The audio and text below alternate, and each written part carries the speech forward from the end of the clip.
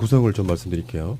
위원장은 정성호 의원입니다. 민주당. 그리고 윤우덕, 전해숙, 이철희, 재윤경 네 분이 이제 민주당 몫의 청문위원들이고, 자유한국당에서는 경대수, 박명재, 강효상, 정태옥, 김성원 5사람이 청문위원이고요. 국민의당에서는 김광수, 이태규 2사람이고요. 바른정당에서는 김용태 의원, 이렇게 이 분들이 이제 이낙연 총리 후보자 청문회를 했는데, 일단 여러분들께 총평을 한번 물어볼게요. 어떠셨습니까, 총평?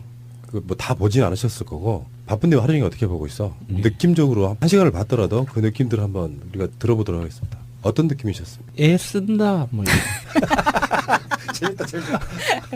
아우 용 쓰는구나 뭐 이런 거죠. 이분이 그 역시 국회에 계셨던 분이라 뭔가 적응이 엄청 빨라. 청취자들이 좋아하는 단어를 바로 찾아내는데 애쓴다. 저는 누가 청문회를 하는지 누가 청문회를 받는지 그게 대상이 누군지가 조금 애매모호했어요. 지금 김희수 헌법재판 소장 후보님 헌법재판관으로 이제 추천됐을 때 청문회를 제가 준비를 했었는데요. 이렇게 산 사람한테 도대체 무슨 질문을 하지라는 생각을 많이 했었거든요. 이게 딱히 뭐 지적할 게 없는 거예요. 그래서 이렇게 살면 참 훌륭하고 좋겠다라는 생각을 하면서 자료를 보니까 이게 어쨌거나 청문위원으로 임명은 됐으니까 뭔가 질문을 해야 될 거 아니에요. 억지로 짜내는 거죠. 예를 들어서 뭐 의심이 가는 게 있어도 그건 어디 자료를 요구한다고 해서 확인될 수 있는 게 아니니까 직접 사셨던 아파트에 찾아가 보고 주변 경비원들한테 물어보니까 너무 훌륭하신 거야. 그런데 나는 반대편에 있어. 네. 근데 도대체 왜 당신은 네. 이렇게 훌륭해가지고 나를 이렇게 입장이 곤란하게 만들어? 아니, 그러니까 그때는 민주당 추천 몫이었기 때문에 그런 것도 있었는데 이게 김희수라는 분 자체가 너무 훌륭하셔가지고 딱 지적할 게 없었거든요. 반대 진영이었다고 해도 마찬가지였을 거예요. 그 정도 인품이 되는 분을 추천을 했다면 이낙연 후보자 청문회를 보면서도 이게 자기들이 가지고 있는 티끌에 비하면 정말 사소한 것들을 가지고 뒷글이요? 들보 아니야? 티끌 제가 너무 축소했나요? 심심한 사과를 표합니다. 결국에는 그냥 용 쓰는 것밖에 없는 거예요. 그냥 똥 다누고 마지막 그 한 줄기를 빼기 위해서 막 힘주는 막 그 정도의 노력 그거밖에 안 되는 거죠. 식사하시는 분들 죄송합니다. 방송 나가는 시간이 뭐 하긴 뭐 이 방송이 뭐 새벽에만 듣는 건 아닐 테니까 음식점 하시는 분들 죄송합니다. 정확히 보셨어요. 그러니까 이낙연 총리 후보자는 기본적으로 선거만 한 5번 나간 사람이면요 적진에 의해서 대부분 털려요. 그런 측면도 있고, 그리고 완벽하다 이렇게 말씀 못 드리고 그래도 사회적으로 성공한 사람, 그런 사람들이 할 수 있는 정도의 흠결은 분명히 있어요. 뭐 유장전입을 했다라든지 자녀분 군대 병역 관련한 부분에 대한 그 준비성 때문에 나는 처음에 굉장히 좋은 이미지가 바뀌니까 나머지 것들을 흠결로 안 보이더라고요. 맞아요. 근데 그 대목에 저는 굉장히 마음이 아팠어요. 부실한 아이를 낳아서 죄송합니다라는 그 말씀을 하셨는데요. 아이가 아픈 게 부모 잘못이 아닙니다. 그리고 아픈 아이를 보는 부모 마음은요, 너무나도 아픈데도 불구하고 그것 때문에 공격을 당하면서 그것에 대해서 설명을 해야 되는 거예요. 7번의 전신 마취를 해가지고 하면서 수술을 받아야 했다라는 말까지 해가면서 그러니까 정말 너무 가슴이 아프더라고요. 그것에. 처음에 병역 면제 사유였던 거 말고 나중에 이제 뇌수술까지 했다고 하는 그 부분까지. 그러니까 아까 그 야수님이 했던 얘기가 저는 굉장히 와닿는데, 짜낸다는 말이 흠집을 잡다 보니까 이런 거예요. 주고받는 이야기 중에 이런 게 나옵니다. 자녀의 결혼식장에 오면 축의금 받잖아요. 근데 그 축의금은 사실 자녀한테 들어온 게 아니라 부모한테 들어온 거라서 그게 자녀한테 그대로 가면 불법 증여라는 거예요. 네. 근데 사실 그런 경우는 허다해. 우리 보통 일반인들 대부분 그래. 네. 부모님이 너 결혼식 좀 해라. 결혼 잘 안 하려고 하는 자녀한테 하는 말이에요. 너 결혼하면 축의금 들어온 거 다 넣어줄게. 그 돈으로 뭐 집을 사든 어떤 뭐 뭘 가구를 사든 하라. 이렇게 이야기하는 경우가 꽤 있고요. 근데 거기서 더 아픈 얘기가 나와요. 본인이 선거에 나갔는데 전혀 결혼식에 도와줄 여력이 없었다는 거예요. 그러니까 신부 되는 쪽에서 전부 다 사실 비용을 다 댄 상황. 그래서 그 축의금 들어온 게 다 사돈댁 쪽으로 가서 그 돈이 자녀, 그러니까 그 결혼한 두 신랑 신부에게 간 뭐 이런 상황들이요. 그러니까 짜낸다는 말이 그런 거잖아요. 같은 후보자의 청문회인데 격이 달라. 이야기 물어보는 내용이 다른 거예요. 예, 예.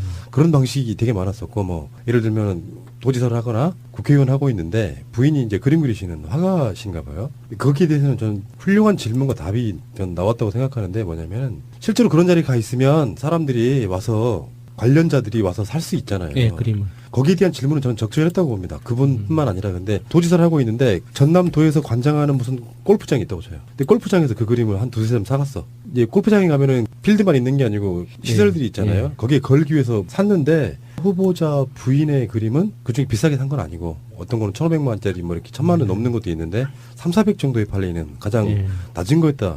근데 거기에 대해서 이낙연 후보자가 그렇게 얘기를 하더라고요. 생각이 짧았다. 그런 임기 중에 있을 때는 그런 전시를 열면 안 된다. 국무총리에 있을 때도 마찬가지고 앞으로도 그렇게 할 것이다. 그러니까 이게 이런 지점들은 이게 중요합니다. 뭐 저쪽에서 꼬투리를 잡는다고 해도 다시 한번 이런 윤리 기준을 세워놔야 야 니들은 안 그랬잖아라고만 그래도 쟤들은 그랬지만 우리는 그래도 이 정도의 윤리성은 있다.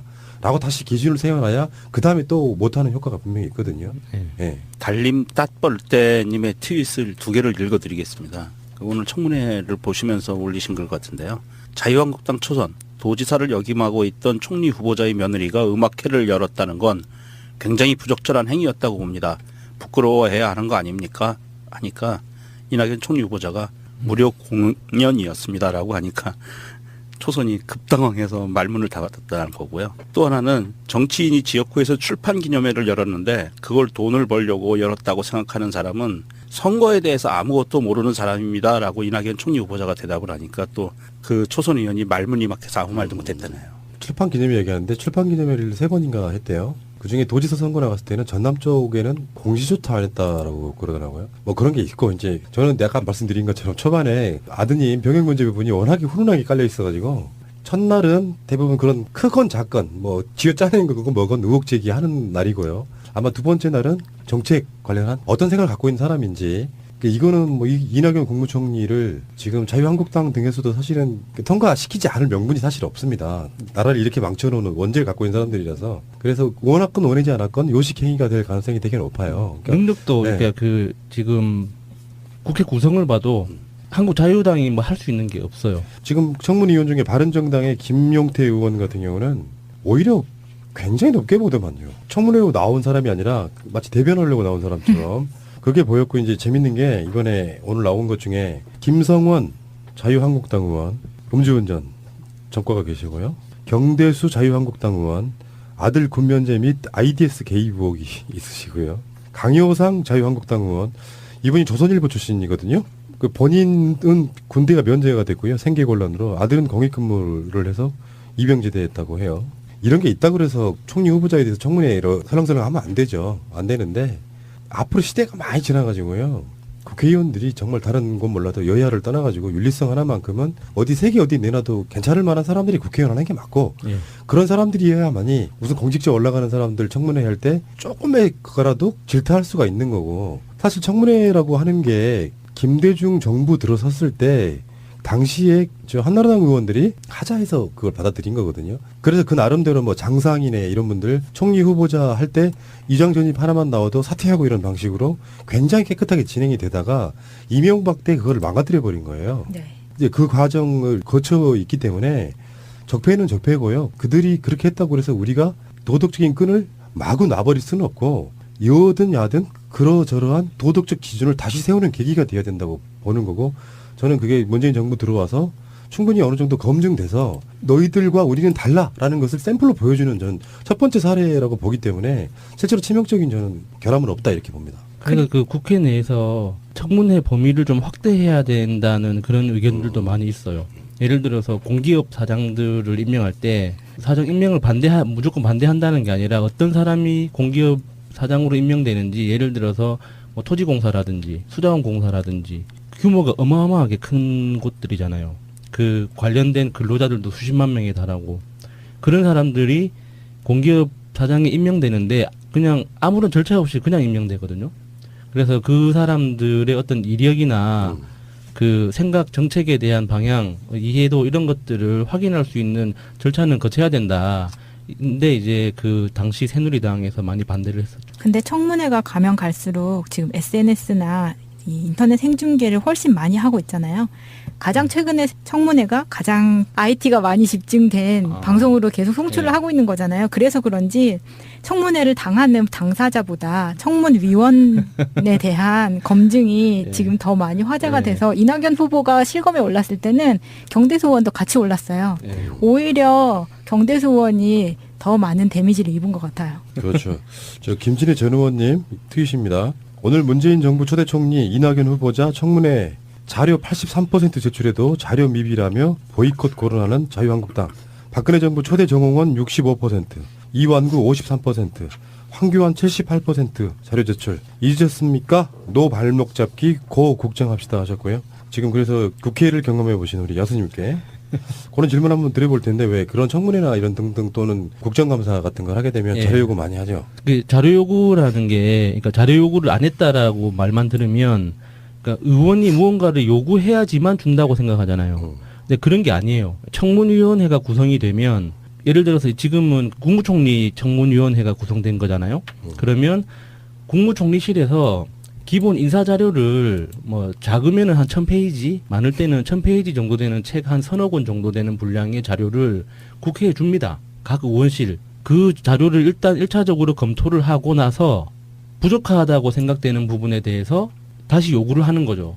국무총리실로. 그런데 지금 야당이라는 표현이 너무 어색해가지고, 그러니까 그 야당에서 뭐 83%뭐 자료를 제출하지 않았다 하는 그 자료가 뭐냐면, 처음 그 총리실에서 이제 자료가 넘어왔을 때 거기에서 이제 추가로 이제 상세 자료를 요구를 하거든요. 그런데 이제 그 이미 전략이 짜져 있잖아요. 이 사람의 이낙연이라는 사람의 인사 내용이 궁금한 게 아니라, 그러니까 청문위원회라는 그 절차 자체를 어떻게 방해하고 싶다는 전략이 서 있는 상태니까 이럴 때 쓰는 고전적인 방법이 똑같은 자료를 다시 요구하는 거예요. 그 한마디 덧붙여가지고 상세 자료.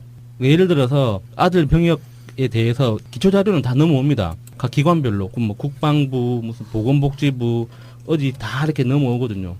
그거를 거기에 상세 자료라고 덧붙여서 이렇게 다시 요구를 하면 그 기관에서는 황당하죠. 줄 거 다 줬는데. 그러면 다시 물어볼 거 아니에요. 어떤 걸 궁금하십니까? 이렇게 협상을 시작하는 거예요. 자료를 가지고. 그러면은 야당 입장에서는 시간을 끄는 게 목적이니까, 아, 나는 이것도 모르겠고, 이게 무슨 말인지 모르겠고, 막 꼬투리를 잡아요. 그런 거죠. 예. 엿먹이려고 예. 또 과한 자료 제출 요구하고 예. 그런 경우 꽤 있죠. 예, 그렇게 이제 시간을 가다 보면 결국에는 자료 제출을 못하는 상태에서 청문회 날짜가 다가오는 거죠.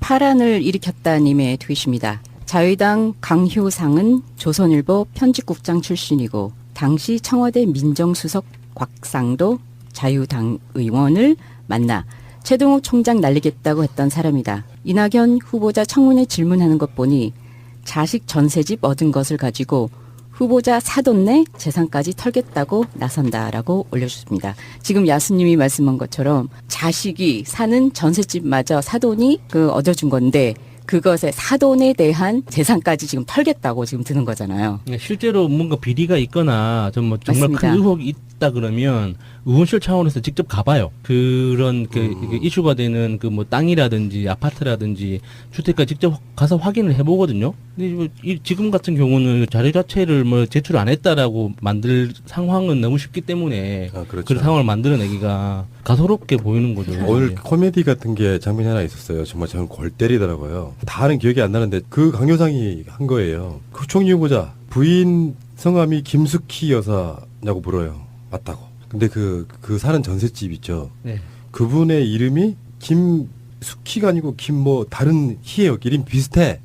그러니까 그게 이낙연 총리 후보자 부인이신 김숙희 여사의 친척, 그러니까 자매나 정도 되는 걸로 엮으려고 했는데 전혀 사실이 아니라 이렇게 이야기. 그러니까 그걸로 의혹을 제기하는 정도. 아까 말한 화장실에서 짜낸다는 표현이 딱 그런 정도인 거예요.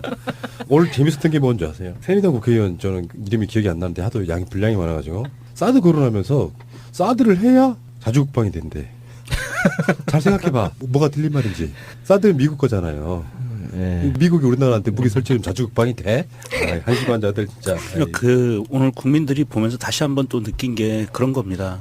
저런 수준의 국회의원들을 데리고 의원 내각 전쟁이 분권형 예. 이런 헌법 개헌을 하자는 것 자체가 말도 안 된다. 수준이 너무 떨어지는 국회의원들 최소 한 200명 정도는 현재 300명에서 200명 정도는 수준이 너무 떨어진다. 이런 이야기들을 하더라고요. 그러니까 유장전입이요. 자녀 때문이 아니었군요. 부인 때문에 부인의 그렇습니다. 부임지 학교 때문에 그랬다라고. 그런데 전입을 한 것도 아니에요. 시도를 하려고 했으나 포기했죠. 그 눈치를 챘고 하지 말라고 해서 하지도 않았어요. 시도만 한 거였었어요. 그리고 사실 쟁점이라고 할 게 별로 사실 없어가지고요. 내일 있을 청문회에서 또 어떤 얘기들 오가는지 모르겠지만 대부분 이제 그 뭐 경제 정책이라든지 국방이라든지 총리 후보자는 사실은 대통령이 가장 중요한 파트너입니다. 혼자 할 수 없어요, 국정은. 그래서 국무총리가 대통령의 어떤 결의를 맞춘 다음에 국정을 같이 이끌어가는 동반자거든요. 그래서 국정 철학이 굉장히 중요한데 제가 이낙연 후보에 대해서는 몇 년 전에도 들은 얘기가 있어요. 그러니까 국회의원들이나 정치인들 사이에는 사람에 대한 평이 있잖아요. 품평이. 예. 이분에 대해서는 굉장히 평이 좋았던 걸로 기억을 하거든요. 우리가 보기에는 그렇게 막 센 발언 하거나 그런 분은 아니었기 때문에 이분에 대해서 딱히 많이 알고 있는 사람은 아닌데 일단 목소리부터가 되게 귀티나는 저쪽에 황교안 목소리가 있다면 이쪽에 이낙연 목소리가 있습니다. 맞습니다. 예. 근데 정말 답변하시는데 무슨 말을 하든 어떤 말 칭찬을 하든 비난을 하든 아픈 소리를 하든 차분하고 침착한 목소리. 침착하고 네 제가 도보 순례를 가잖아요. 그러면은 전남에 들르잖아요. 그때 그 침착하고 그 포근함이 그냥 이 리더다라는 게 청문회에서도 들려가지고 잘 고르셨다. 좋다. 그런 느낌이 이번에 느꼈습니다. 알겠습니다. 이낙연 후보자 그렇게 얘기를 하더라고요. 생각이 짧았다. 그런 임기 중에 있을 때는 그런 전시 열면 안 된다. 국무총리에 있을 때도 마찬가지고 앞으로도 그렇게 할 것이다. 그러니까 이게 이런 지점들은 이게 중요합니다. 뭐 저쪽에서 꼬투리를 잡는다고 해도 다시 한번 이런 윤리 기준을 세워놔야 야 니들은 안 그랬잖아라고만 그래도 쟤들은 그랬지만 우리는 그래도 이 정도의 윤리성은 있다라고 다시 기준을 세워놔야 그 다음에 또 못하는 효과가 분명히 있거든요. 예. 예. 달림 따뻘떼님의 트윗을 두 개를 읽어드리겠습니다. 오늘 청문회를 보시면서 올리신 것 같은데요. 자유한국당 초선 도지사를 역임하고 있던 총리 후보자의 며느리가 음악회를 열었다는 건 굉장히 부적절한 행위였다고 봅니다. 부끄러워해야 하는 거 아닙니까? 하니까 이낙연 총리 후보자가 무료 공연이었습니다라고 하니까 초선이 급당황해서 말문을 닫았다는 거고요. 또 하나는 정치인이 지역구에서 출판 기념회를 열었는데 그걸 돈을 벌려고 열었다고 생각하는 사람은 선거에 대해서 아무것도 모르는 사람입니다라고 이낙연 총리 후보자가 대답을 하니까 또 그 초선 의원이 말문이 막혀서 아무 말도 못했다네요. 출판 기념회 얘기하는데 출판 기념회를 3번인가 했대요. 그중에 도지사 선거 나갔을 때는 전남 쪽에는 공지조차 안 했다라고 그러더라고요. 뭐 그런 게 있고 이제 저는 아까 말씀드린 것처럼 초반에 아드님 병역문제부분이 워낙에 훈훈하게 깔려 있어가지고 첫날은 대부분 그런 크건 작건 자녀한테 그대로 가면 불법 증여라는 거예요. 예. 근데 사실 그런 경우는 허다해. 우리 보통 일반인들 대부분 그래. 예. 부모님이 너 결혼식 좀 해라. 결혼 잘 안 하려고 하는 자녀한테 하는 말이에요. 너 결혼하면 축의금 들어온 거 다 넣어줄게. 그 돈으로 뭐 집을 사든 얻든 뭐 뭘 가구를 사든 하라 이렇게 이야기하는 경우가 꽤 있고요. 근데 거기서 더 아픈 얘기가 나와요. 본인이 선거에 나갔는데 전혀 결혼식에 도와줄 여력이 없었다는 거예요. 그러니까 신부 되는 쪽에서 전부 다 사실 비용을 다 댄 상황. 그래서 그 축의금 들어온 게 다 파돈댁 쪽으로 가서 그 돈이 자녀 그러니까 그 결혼한 두 신랑 신부에게 간 뭐 이런 상황들이요. 그러니까 짜낸다는 말이 그런 거잖아요. 같은 후보자의 청문회인데 격이 달라. 이야기 물어보는 내용이 다른 거예요. 예. 그런 방식이 되게 많았었고 뭐 예를 들면 도지사를 하거나 국회의원 하고 있는데 부인이 이제 그림 그리시는 화가신가 봐요. 거기에 대해서는 저는 훌륭한 질문과 답이 전 나왔다고 생각하는데 뭐냐면 실제로 그런 자리에 가 있으면 사람들이 와서 관련자들이 와서 살 수 있잖아요. 예, 그림을. 거기에 대한 질문은 저는 적절했다고 봅니다. 그분뿐만 아니라 근데 도지사를 하고 있는데 전남도에서 관장하는 무슨 골프장이 있다고 쳐요. 근데 골프장에서 그 그림을 한 두세 점 사갔어. 이제 골프장에 가면은 필드만 있는 게 아니고 시설들이 있잖아요. 예. 거기에 걸기 위해서 샀는데 후보자 부인의 그림은 그중에 비싸게 산 건 아니고 어떤 거는 1,500만 원짜리 뭐 이렇게 1,000만 원 넘는 것도 있는데 3,400 정도에 팔리는 가장 예. 낮은 거였다. 근데 거기에 대해서 이낙연 참 훌륭하고 좋겠다라는 생각을 하면서 자료를 보니까 이게 어쨌거나 청문위원으로 임명은 됐으니까 뭔가 질문을 해야 될 거 아니에요. 억지로 짜내는 거죠. 예를 들어서 뭐 의심이 가는 게 있어도 그건 어디 자료를 요구한다고 해서 확인될 수 있는 게 아니니까 직접 사셨던 아파트에 찾아가 보고 주변 경비원들한테 물어보니까 또 너무 훌륭하신 거야. 그런데 나는 반대편에 있어. 네. 근데 도대체 왜 당신은 네. 이렇게 훌륭해가지고 나를 이렇게 입장이 곤란하게 만들어? 아니, 그러니까 그때는 민주당 추천 몫이었기 때문에 그런 것도 있었는데, 이게 김희수라는 분 자체가 너무 훌륭하셔가지고 딱 지적할 게 없었거든요. 반대 진영이었다고 해도 마찬가지였을 거예요. 그 정도 인품이 되는 분을 추천을 했다면, 그러니까 이낙연 후보자 청문회를 보면서도 이게 자기들이 가지고 있는 티끌에 비하면 정말 사소한 것들을 가지고, 뒷글이요? 들보 아니야? 티끌 제가 너무 축소했나요? 심심한 사과를 표합니다.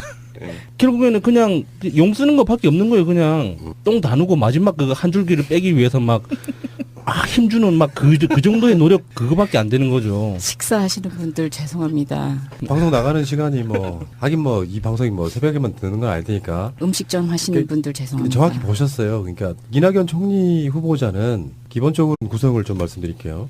위원장은 정성호 의원입니다. 민주당. 그리고 윤우덕, 전해숙, 이철희, 재윤경 네 분이 이제 민주당 몫의 청문위원들이고, 자유한국당에서는 경대수, 박명재, 강효상, 정태옥, 김성원 5사람이 청문위원이고요. 국민의당에서는 김광수, 이태규 2사람이고요. 바른정당에서는 김용태 의원, 이렇게 이 분들이 이제 이낙연 총리 후보자 청문회를 했는데, 일단 여러분들께 총평을 한번 물어볼게요. 어떠셨습니까, 총평?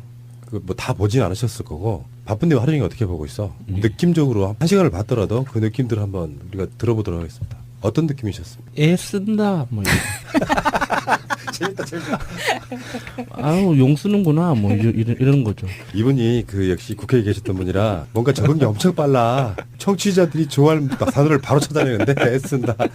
저는 누가 청문회를 하는지 누가 청문회를 받는지 그게 대상이 누군지가 조금 애매모호했어요. 지금 김희수 헌법재판 소장 후보님 헌법재판관으로 이제 추천됐을 때 청문회를 제가 준비를 했었는데요. 이렇게 산 사람한테 도대체 무슨 질문을 하지라는 생각을 많이 했었거든요. 이게 딱히 뭐 지적할 게 없는 거예요. 그래서 이렇게 살면 로 선거만 한 5번 나간 사람이면요, 적진에 의해서 대부분 털려요. 뭐 그런 측면도 있고, 그리고 완벽하다 이렇게 말씀 못 드리고, 그래도 사회적으로 성공한 사람, 그런 사람들이 할 수 있는 정도의 흠결은 분명히 있어요. 뭐 유장전입을 했다라든지 자녀분 군대 병역 관련한 부분에 대한 그 준비성 때문에 나는 처음에 굉장히 네. 좋은 이미지가 바뀌니까 나머지 것들은 흠결로 안 보이더라고요. 맞아요. 근데 그 대목에 저는 굉장히 마음이 아팠어요. 부실한 아이를 낳아서 죄송합니다라는 그 말씀을 하셨는데요. 아이가 아픈 게 부모 잘못이 아닙니다. 그리고 아픈 아이를 보는 부모 마음은요, 너무나도 아픈데도 불구하고 그것 때문에 공격을 당하면서 그것에 대해서 설명을 해야 되는 거예요. 7번의 전신 전신 마취를 해가지고 하면서 수술을 받아야 했다라는 말까지 해가면서 그러니까 정말 너무 가슴이 아프더라고요. 그것에 대해서. 처음에 병역 면제 사유였던 거 말고 나중에 이제 뇌수술까지 했다고 하는 그 부분까지. 그러니까 아까 그 야수님이 했던 얘기가 저는 굉장히 와닿는데, 짜낸다는 말이 흠집을 잡다 보니까 이런 거예요. 주고받는 이야기 중에 이런 게 나옵니다. 자녀의 결혼식장에 오면 축의금 받잖아요. 근데 그 축의금은 사실 자녀한테 들어온 게 아니라 부모한테 들어온 거라서 그게